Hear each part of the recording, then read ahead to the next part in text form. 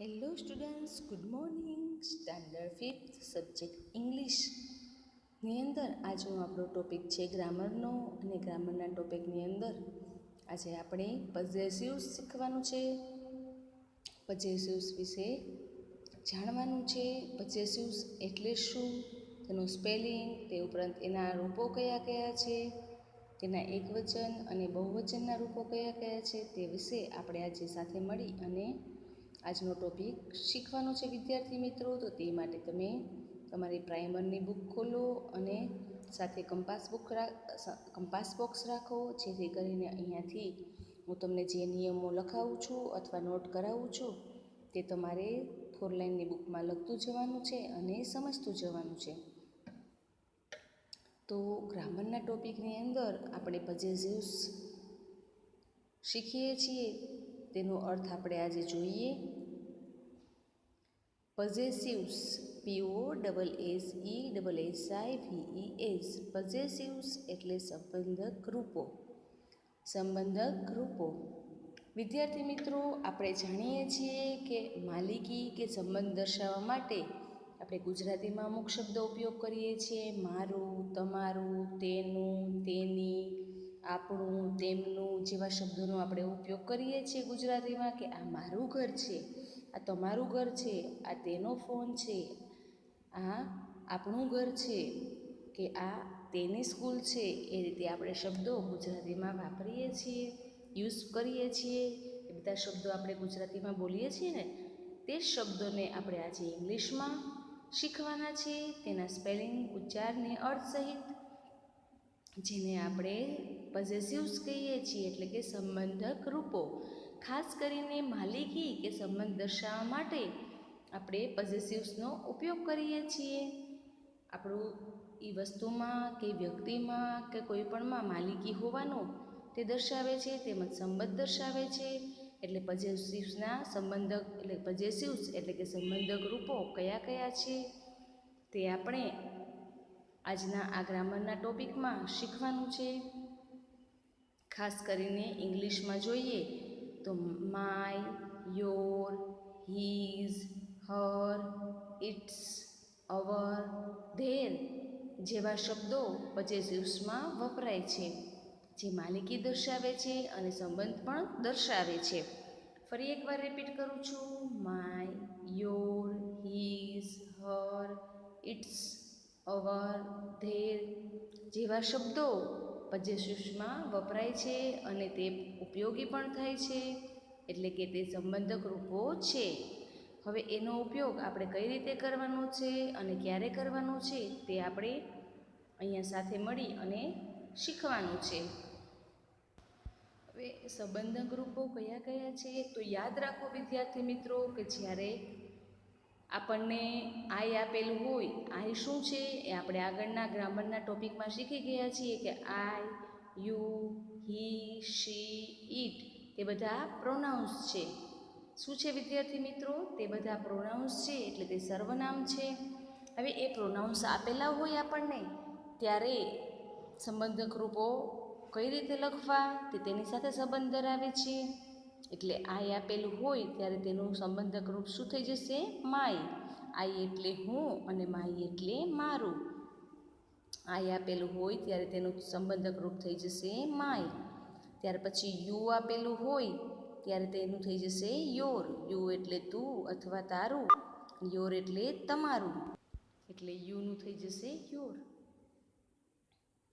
ત્યાર પછી હી આપેલું હોય, હી એટલે તે, તેનું થઈ જશે હીઝ, એટલે તેનું પોઝેસિવ્સ થશે હીઝ. હી એટલે તે અને હીઝ એટલે તેનું.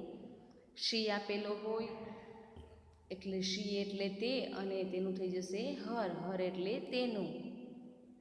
ત્યાર પછી ઇટ એટલે તે અને તેનું થઈ જશે ઇટ્સ. ઇટ્સ એટલે તેનું.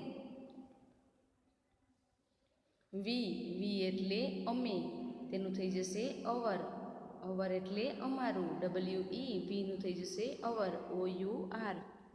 ત્યાર પછી YOU એટલે તમે, જેનું થઈ જશે યોર. YOUR your. યોર એટલે તમારું. ત્યાર પછી ધેય, THEY ધેય એટલે તેઓ, જેનું થઈ જશે ધેર. THEIR ધેર એટલે તેમનું. એટલે ખાસ યાદ રાખવાના છે આ પોઝેસિવ્સ અહીંયા કે આઈનું માય, યુનું યોર, હીનું હીઝ, શીનું હર, ઇટનું ઇટ્સ, વીનું અવર, યુનું યોર અને ધેયનું ધેર જેવા અહીંયા પોઝેસિવ્સ થઈ જશે. એટલે તે રૂપો આપણે ખાસ યાદ રાખવાના છે અને યાદ રાખી અને પછી તેના આધારે જ આપણને એક્સરસાઇઝ કરવાની છે. હવે તેના માટે આપણે થોડા એક્ઝામ્પલ જોઈએ અને સમજીએ કે આ રૂપો કઈ રીતે વપરાય છે તે આપણે સાથે મળી અને જોઈએ. ખાસ કરીને સંબંધક રૂપનો ઉપયોગ વસ્તુઓ સાથે માલિકી ભાવ દર્શાવવા કરવામાં આવે છે. મેં આગળ કહ્યું તે મુજબ તે રૂપો છે તે માલિકી ભાવ દર્શાવવા માટે જ ખાસ તેનો ઉપયોગ કરવામાં આવે છે. એ જ સંબંધક રૂપોનો ઉપયોગ વ્યક્તિગત સંબંધો જેવા કે માતા પિતા, કાકા કાકી, ભાઈ બહેન, પડોશી, મિત્રો વગેરે દર્શાવવા પણ થાય છે. કોઈ પણ આપણા રિલેટિવ હોય, આપણા વ્યક્તિગત સંબંધો હોય તો તે સંબંધો દર્શાવવા માટે પણ આ પોઝેસિવ્સનો ઉપયોગ થાય છે. તમે કહી શકો છો કે this is my mother, this is your father, this is her sister જેવા સંબંધક રૂપોનો ઉપયોગ કરી અને આપણે આપણા વ્યક્તિગત સંબંધો દર્શાવી શકીએ છીએ. આવા વાક્યોને પ્રશ્નોત્તર વાક્યોમાં ફેરવી શકાય અને તેના જવાબો પણ હકાર નકારમાં આપી શકાય છે. એટલે વાક્યો આપેલા હોય તો તેને પ્રશ્નાર્થ વાક્યોમાં પણ ફેરવી શકીએ છીએ અને તેના આન્સર પણ હકાર અથવા નકારમાં આપણે આપી શકીએ છીએ. તો પોઝેસિવ્સની અંદર વિદ્યાર્થી મિત્રો આપણે જોયું કે સંબંધક રૂપોમાં એકવચન સર્વનામ આપેલા હોય તો તે એકવચન સર્વનામમાંથી સંબંધક રૂપ કઈ રીતે ફેરફાર થાય છે, એટલે તે ફેરફાર કઈ રીતે કર્યા તે આપણે જોયું. પણ ફરી આપણે વ્યવસ્થિત રીતે તેને સમજીએ. અહીંયા આપણને પોઝેસિવ્સ છે આપેલા છે. આગળ જોયું તે મુજબ આપણે કોઠા દ્વારા તેને સમજીએ કે એકવચન અને એકવચનમાં શું છે તે સર્વનામ છે અને સંબંધક રૂપ તેની સામે આપેલા છે. આઈ છે તે સર્વનામ છે, આઈ એટલે હું, જેનું થઈ જશે માય, માય એટલે મારું, મારો, મારી. આઈનું શું થઈ જશે માય, સર્વનામ આઈ આપેલું છે જેનું સંબંધક રૂપ થઈ જશે માય. ત્યાર પછી બીજા પુરુષની અંદર યુ, યુ એટલે તમે, વાય ઓ યુ, યુ એટલે તમે જેનું સંબંધક રૂપ થઈ જશે your, Y O U R, your એટલે તારું, તારો કે તારી. ત્યાર પછી હી, એચ ઈ, હી તે નર જાતિ માટે વપરાય છે. આના પહેલાંના લેક્ચરમાં મેં સમજાવ્યું હતું, આપણે જ્યારે સર્વનામ શીખતા હતા પ્રોનાઉન્સ ત્યારે પણ મેં સમજાવ્યું હતું કે હી છે તે નર જાતિ માટે, શી છે તે નારી જાતિ માટે અને ઈટ છે તે નાન્યતર જાતિ માટે ખાસ વપરાય છે. એટલે હીનું શું થઈ જશે હીઝ, HIS, હીઝ એટલે તેનું, તેનો કે તેની, હીઝ એટલે તેનું, તેનો કે તેની. શી, શીનું શું થઈ જશે હર, HER, હર તેનું, તેનો કે તેની. ત્યાર પછી ઈટ જેનું થઈ જશે ઇટ્સ, એટલે તેનો મતલબ પણ શું થઈ જશે તેનું, તેનો, તેની. આમ અહીંયા આઈનું માય, યુનું યોર, હી, શી, ઇટ એના અલગ અલગ, હીનું હીઝ, શીનું હર અને ઇટનું ઇટ્સ. હવે અહીંયા બહુવચનના જે સર્વનામ આપેલા છે તે સર્વનામને આપણે સંબંધક રૂપમાં કઈ રીતે ફેરવીએ છીએ તો વીનું થઈ જશે અવર, WEV એટલે અમે, જેનું થઈ જશે અવર, OUR અવર એટલે અમારું. ત્યાર પછી YOU, યુ એટલે તમે, જેનું થઈ જશે YOUR, યોર એટલે તમારું. ત્યાર પછી ધે, THEY ધે એટલે તેઓ, જેનું થઈ જશે ધેર, THEIR ધેર એટલે તેઓનું અથવા તેમનું.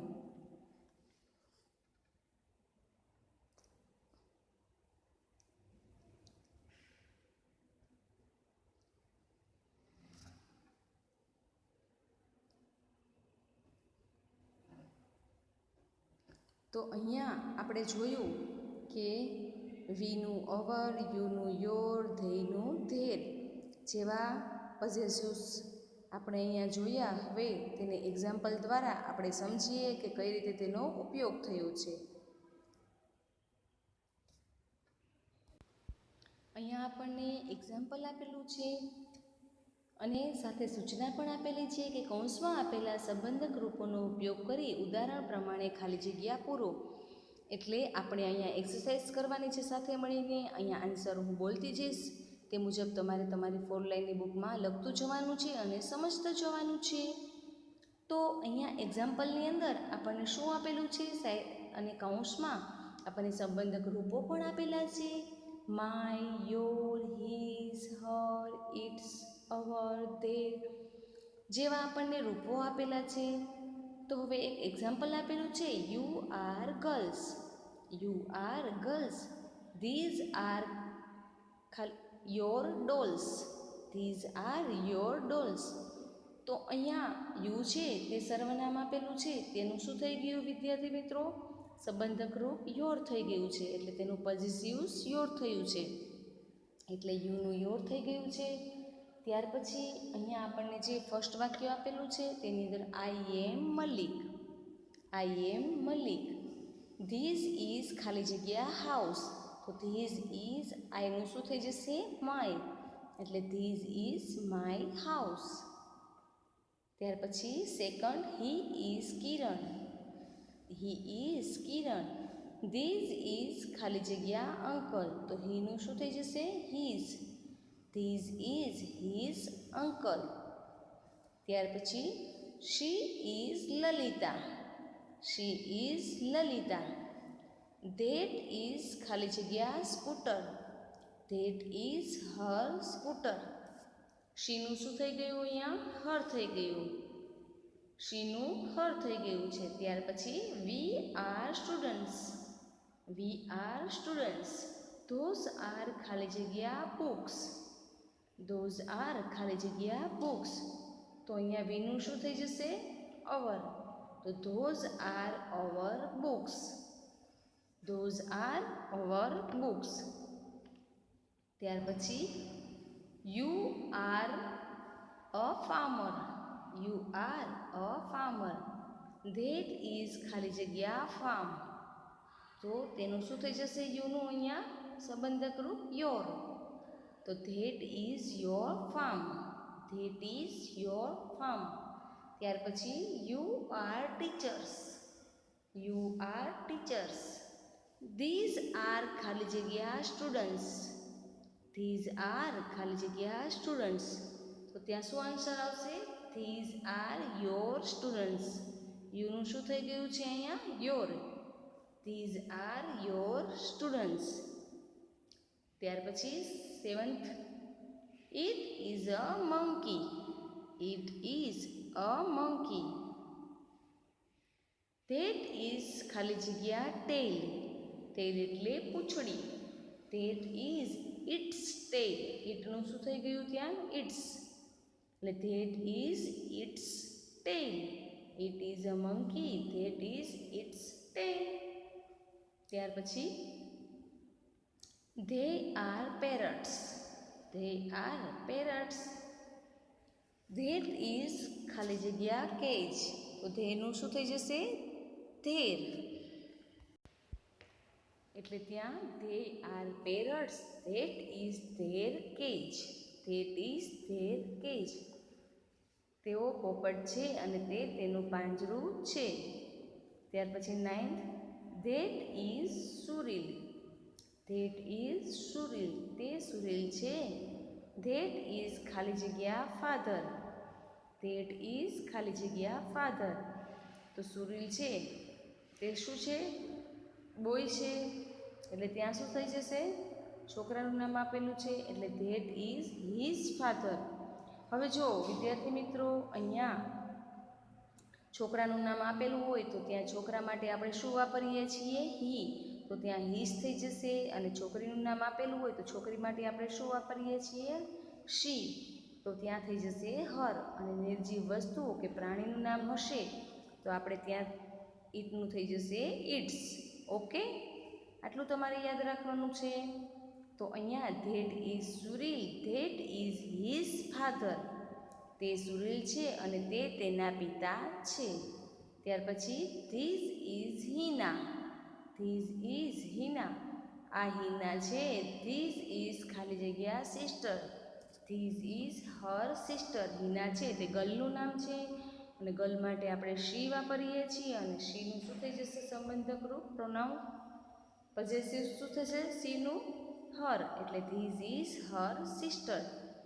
આમ અહીંયા આપણે જે એક્સરસાઇઝ આપેલી હતી તે એક્સરસાઇઝ આપણે સાથે મળી અને કમ્પ્લીટ કરી છે.